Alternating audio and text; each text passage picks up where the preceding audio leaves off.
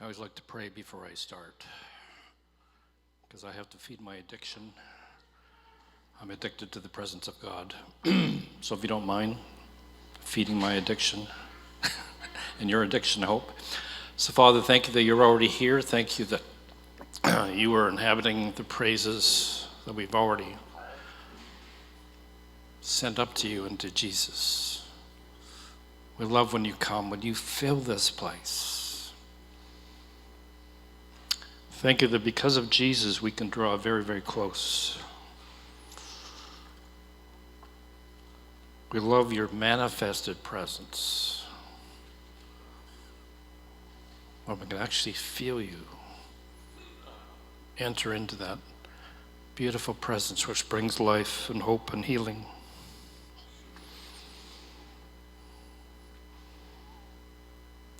So would you speak to us today? In Jesus' lovely name, amen. When Ramesh asked me to share this morning, I spent a couple days just praying about what he would have me share on.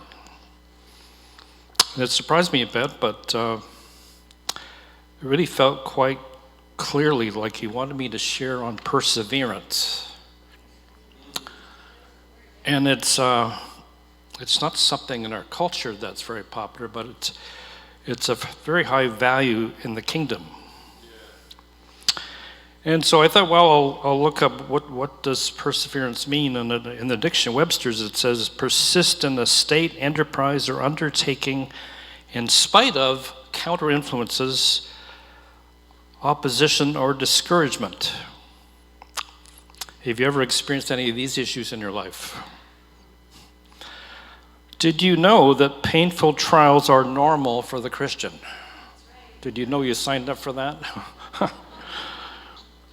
1 Peter 4:12 says, "Dear friends, do not be surprised at the painful trial you are suffering as though something strange were happening to you. But rejoice that you participate in the sufferings of Christ, so that you may be overjoyed when his glory is revealed." And verse 19 says, "So then, those who suffer according to God's will should submit themselves to their faithful Creator and continue to do good." And I looked up in the thesaurus about perseverance. It says steadiness, constancy, tenacity of purpose, persistence, plodding, patience. As a verb, it says hold on, be in at the depths, stick to, cling to, adhere to, keep on, maintain one's course, go to all lengths, go through fire and water, bear up, keep up, hold up, continue. As an adjective, steady, steadfast, undeviating, unwavering, unfaltering, unswerving, unflinching, unremitting, untiring, in fact, never tiring of purpose. Through evil report, a good report, through thick and thin at any price. And if you look in the scriptures, it's everywhere. I'm going to read several little brief portions. 1 Corinthians 15:2, "By this gospel you are saved if you hold firmly to the word I preached to you." Philippians 2:12, "Therefore, my dear friends, as you have always obeyed, not only in my presence, but now much more in my absence, continue to work out your salvation with fear and trembling." You know, we're born again in a moment, but there's an ongoing work of working it into us, into our lives. Hebrews 3:6, "But Christ is faithful as a son over God's house. We are his house if we hold on to our courage and hope of which we boast." Hebrews 6:11, "We want each of you to show the same diligence to the very end in order to make your hope sure. We do not want you to become lazy, but to imitate those who faith and patience inherit what has been promised." You can see that each one of us actually has a large part to play. We're not to be passive, but actively involved we are to persevere to obtain the promise. Some more verses. Psalm 111, they are steadfast forever and ever, done in faithfulness and uprightness. Psalm 112, he will have no fear of bad news. His heart is steadfast. We had a little bad news these days, like every day. Psalm 119, oh, that my ways were steadfast in obeying your decrees. Isaiah 26, you will keep in perfect peace him whose mind is steadfast because he trusts in you. 1 Peter 5:10, and the God of all grace, who called you to his eternal glory in Christ, after you have suffered a little while, will himself restore you, make you strong, firm, and steadfast. You see, the key is that we're connected to God, connected to Jesus. It's not gritting your teeth and, holding your breath and all this kind of stuff. It's tied to a person. The love chapter, 1 Corinthians 13, talking about love, it always protects, always trusts, always hopes, always perseveres. 1 Timothy 4, watch your life and doctrine closely, persevere in them, because if you do, you will save both yourself and your hearers.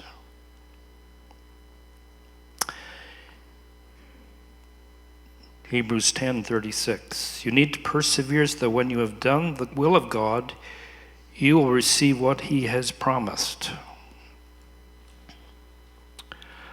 James 1. Blessed is the man who perseveres under trial, because when he has stood the test, he will receive the crown of life that God has promised to those who love him. James 5:11. As you know, we consider blessed are those who have persevered. You have heard of Job's perseverance and seen what the Lord finally brought about. The Lord is full of compassion and mercy.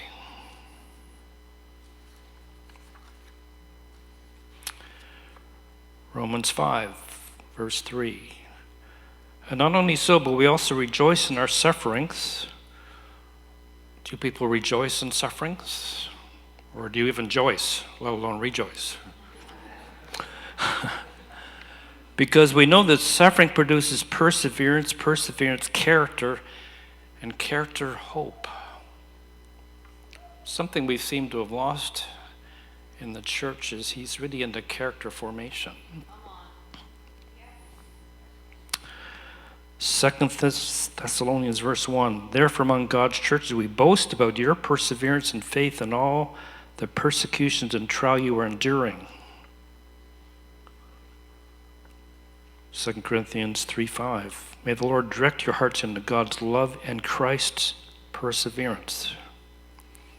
Hebrews 12:1, therefore since we're surrounded by such a great cloud of witnesses, let us throw out everything that hinders and the sin that so easily entangles, and let us run with perseverance the race marked out for us. So there's several more there. But I want to look just very briefly at the life of Joseph. If you think of actually his day-to-day life and what he had to endure, and yet what happened in the end. And we find this, of course, in Genesis chapter 37. Joseph, when he's 17 years of age, it seems like father has found him to be his favorite. And he gives him special gifts, special cloak, and so on. And Joseph received 2 dreams from the Lord. And of course, he wants to share with everybody. And it says, we're binding sheaves of grain out in the field when suddenly my sheaf rose and stood upright while sheaves are gathered around mine and bowed down to it. That might feed your ego a little bit. It was evident that this promise from God, that Joseph would be a person of prominence, authority, to be revered, honored, and others would become in subjection to him. Then he has a second dream. In this dream, the sun, moon, and 11 stars were bowing down to him. And his family was thrilled by that, I'm sure. It looked like the father, mother, and all his family would submit to the youngest Of course, the youngest in that culture would not be the most honored, usually be the oldest. Now, of course, he lacked wisdom, pride. He was proud, naive, and self-focused. But this was a legitimate promise from God. And we know the reaction of his brothers became angry, jealous.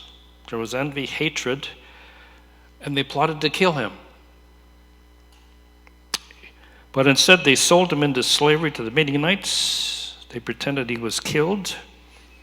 He's sold to the Egyptians, to Potiphar, one of the Pharaoh's officials. But we might ask, what about the promise? Where do the prophetic dreams fit in anyway? But what's interesting for Joseph is somehow he didn't become bitter. In fact, the Lord was with Joseph. He prospered as he lived in the house of his master. And his master saw that the Lord was with him and gave him charge of his whole household and trust to his care everything he owned. So Potiphar, his slave master, was blessed. And I think there's a lesson for all of us in this, in that God did not take him out of his circumstances, but blessed him in the midst of them. You may find that happen in your life. It's happened in our lives. Our biggest prayer usually is we want out, we want it to be over, we want it finished. But he wants to put in you what he's got for you.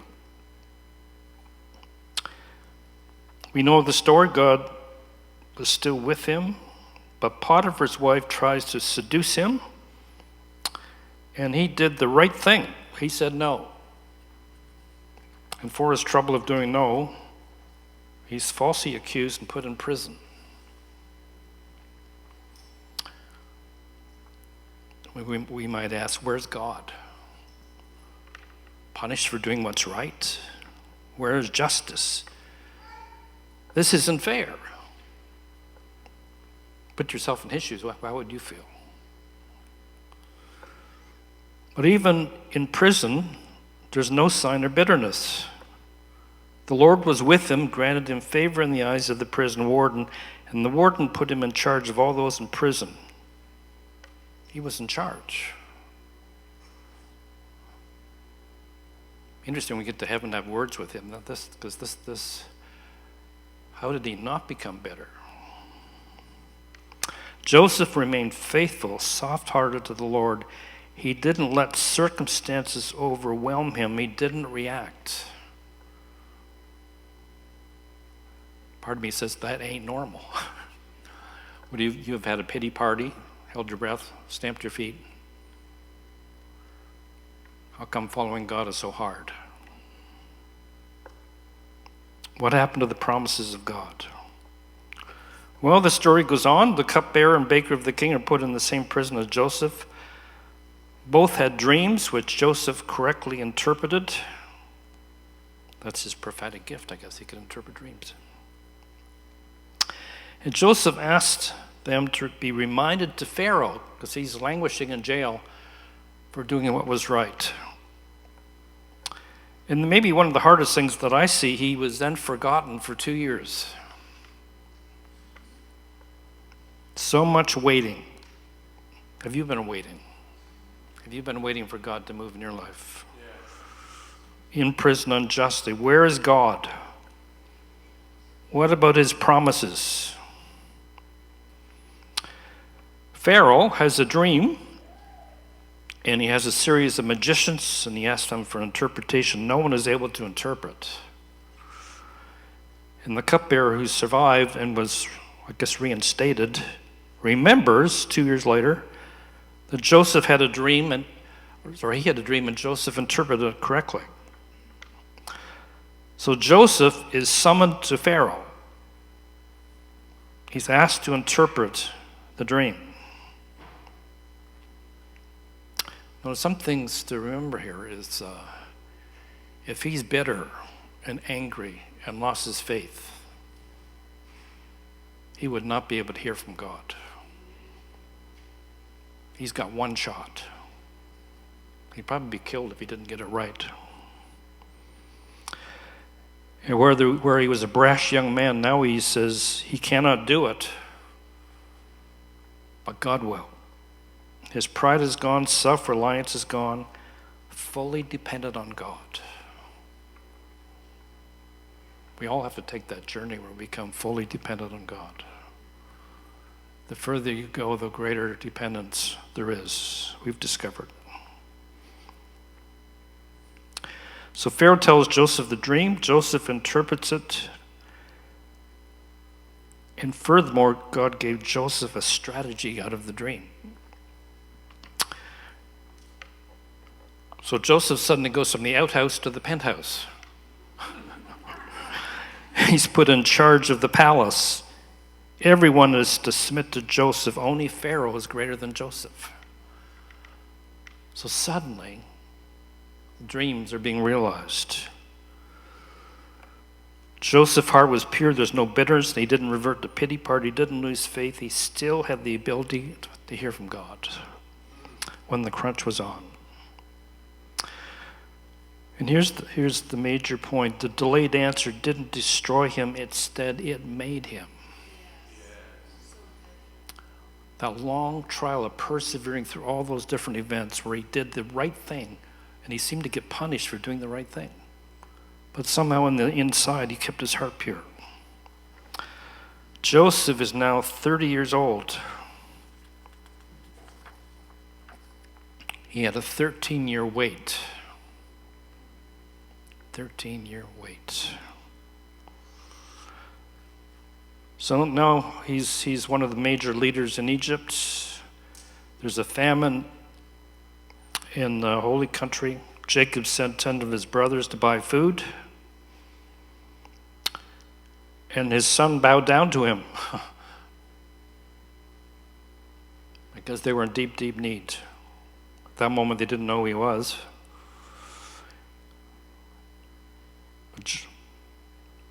But Joseph recognized them, and he says, well, I want you to bring your younger brother Benjamin. So next time Benjamin came, and then Joseph revealed who he was. And I'm sure his brothers thought that this is game over. But it was during this time that Joseph saw God's perspective of what had happened to him. And this is critical for all of us, is to have Father's perspective. It says in Genesis 45, verse 7, but God sent, this is Joseph speaking, God sent me ahead of you to preserve for you a remnant on earth and to save your lives by a great deliverance. So then, it was not you who sent me here, but God. You may wrestle with that. God sent him on all those horrible trials he had to endure. Have we forgotten the sovereignty of God? And he looks at a purpose way down the road, which we're usually oblivious to. But think of Joseph. 13-year delay, slave, promise delayed, taken to another land, separated from his family, rejection, false accusation, humiliation, betrayal, seemingly forgotten. Day by day, moment by moment. How could we handle it? How could this be God? With character or heart preparation, there's no shortcuts. It takes time. We want it now, if not sooner. When faced with this kind of situation, now none of us will probably go through what he went through. Maybe not. But we come to a place of making a choice. Do we give up? Forget it? I can't deal with this. It's too hard? Or choose to go on, press into him, and just have faith in the one who sent you into that situation. What's he doing? And I can identify with a lot of this myself. He's rooting out pride, rebellion, self-reliance, independence. He's building into us humility of heart and complete dependence on God. We are valued in being his son or daughter, not for prophetic utterances over our lives. We're not to lose heart and become discouraged. We can look at the pattern in the scriptures. Moses was kept in obscurity for 40 years before he realized what he was made for. Abraham obeyed God, went to the promised land only to find a famine. David's anointed future king then had to run for his life.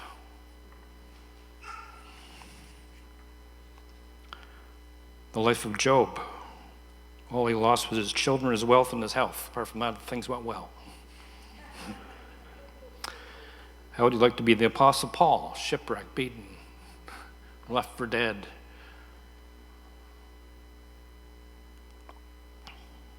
Why all the waiting? Why the need to persevere? It seems to be his pattern. And I had a little taste of that. Nothing like Joseph, of course.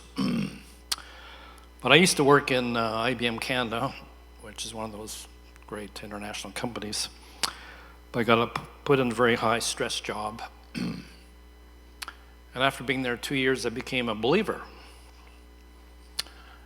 And I met Janice right then, too. That was, come on. Good year. Come on.